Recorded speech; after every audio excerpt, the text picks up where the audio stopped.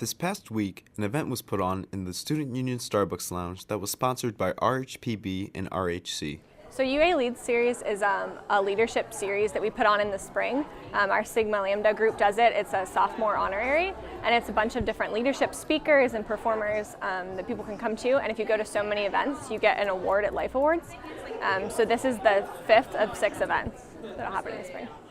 So the main goal for UA Leads is just to get students kind of a more developed leadership spectrum and perspective. So we bring in people from all different backgrounds. We've had a pediatrician, we had the principal of the I Promise School, we have performers like the Asia Project to bring in, and just giving people experience in all of those different perspectives.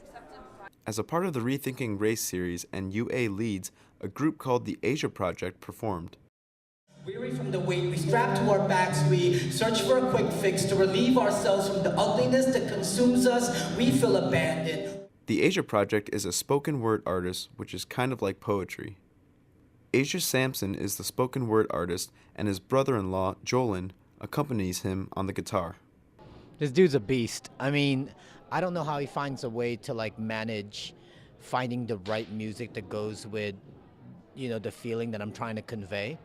Like if I wanted something sad, he can make it sad. If I wanted something uplifting, he knows how to make it uplifting. And he doesn't just add music in the background just for the sake of adding music. The music itself is a poem also. Like it builds up when I build up, it comes down when I come down, it goes dead when I need to punch a line. He knows how to bring that stuff out. Asia has performed on HBO's Deaf Poetry Jam, and together they have been featured on TED Talks, Button Poetry, and was commissioned by Nokia Mobile to help relaunch vintage mobile phones. Their poems talk about topics that are very personal and convey feelings that touch all who listen. Well, my poems are usually about life experiences, dealing with cancer, dealing with miscarriages that my wife had, dealing with the passing of my sister, basically things that have happened in my life and how we transformed that into something else.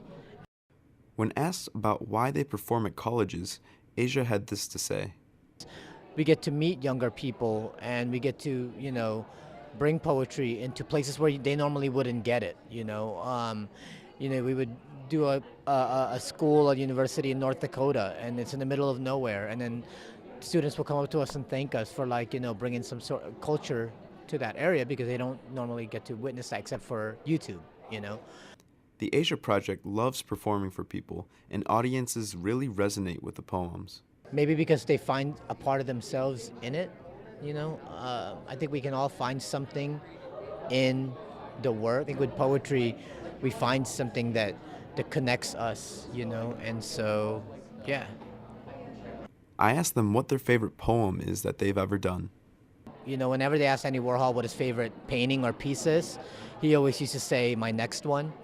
So I always look at it like that, like whatever is my next thing is always my next favorite, I don't really have one favorite. My new favorite poem by the Asia Project is an uplifting and inspirational one they performed that night called Alive. Alive, alive, how glorious to be alive, because the day we are born is the day we begin to die, but not today. Today I'm writing my name off the tombstone. Today I'm carving more stories into my bones, and I'll keep going for as long as I survive, because I somehow made it past yesterday, and I may not be around tomorrow, but in this moment, I'm alive. University of Akron, thank you guys for having us, man. God bless y'all. Good night. For Lights, Camera, Akron, I'm Jay Goliat.